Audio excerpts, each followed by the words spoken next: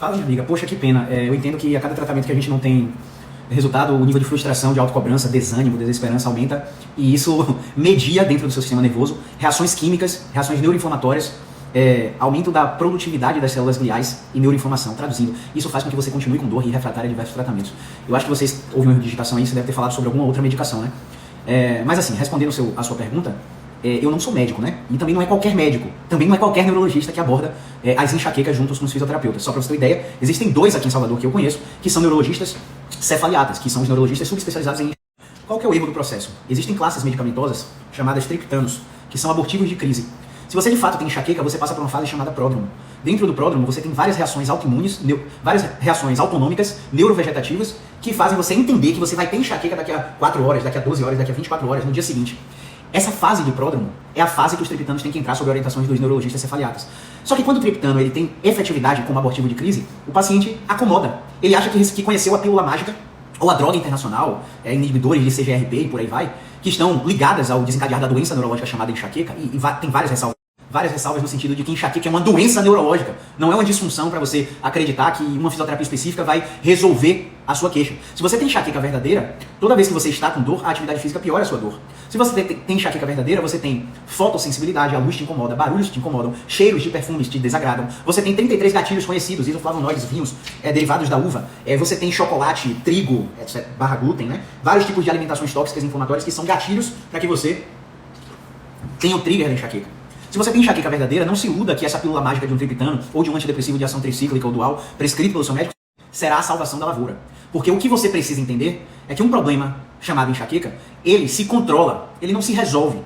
Isto é, se todos os seus pilares de saúde estiverem alinhados, há um afastamento absurdo das crises, das manifestações de crise, a duração da crise é muito menor, a necessidade de medicação é muito menor, e esses são os objetivos da fisioterapia. Por quê? O paciente com enxaqueca, ele tem comorbidades, tanto orgânicas como funcionais.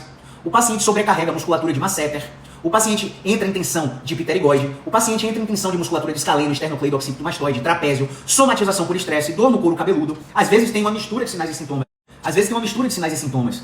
Que fazem o terapeuta, médico, fisioterapeuta, psicólogo, confundirem sua classificação entre enxaqueca, entre polytail headache, entre migrânia vestibular, entre cefaleia insalva, entre cefaleia cervicogênica, entre cefaleia tensional, entre cefaleia associada a desordem temporomandibular. Então, como eu falo sempre, né, o buraco é muito mais embaixo, o tratamento é multimodal. O paciente que chega para mim com enxaqueca, ele tem uma avaliação minuciosa do contexto de vida dele. E esse contexto de vida, ele vai me dizer se eu vou precisar de outros profissionais junto comigo no tratamento. Então, o que pode acontecer? Pode ser que você tenha um caso brando, que não seja uma migrânia crônica, onde você tem um episódio de dor que dura 15 dias e é refratário a várias medicações, que a gente precise de ajuda de um psicólogo especialista em terapia cognitivo-comportamental ou terapia de aceitação e compromisso.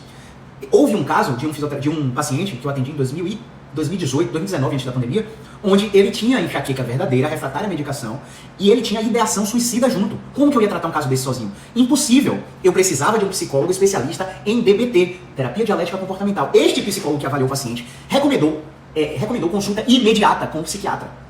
Esse paciente, ele entrou em franca medicação antipsicótica e anticonvulsiva, em uma outra classe lá que não cabe a minha competência julgar aqui.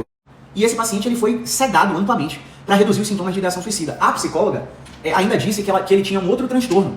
Então o tratamento foi comigo, com a psicóloga e com o psiquiatra. Para reduzir um tratamento que ele fez de 3 meses, salvo engano, para reduzir as frequências das crises, que eram todo mês por mais de 15 dias, para todo mês por 72 horas. Ele não tá zero dor, mas a qualidade de vida fez assim, ó, abriu um leque absurdo. Então, provavelmente, você está usando classes de medicações em momentos errados da sua enxaqueca, ou provavelmente você está usando medicações para enxaqueca e não tem enxaqueca, porque às vezes a população acha que toda dor de cabeça é enxaqueca, mas pode ser um dos mais de 300 tipos reconhecidos pela Sociedade Internacional. Você precisa de uma avaliação musculoesquelética.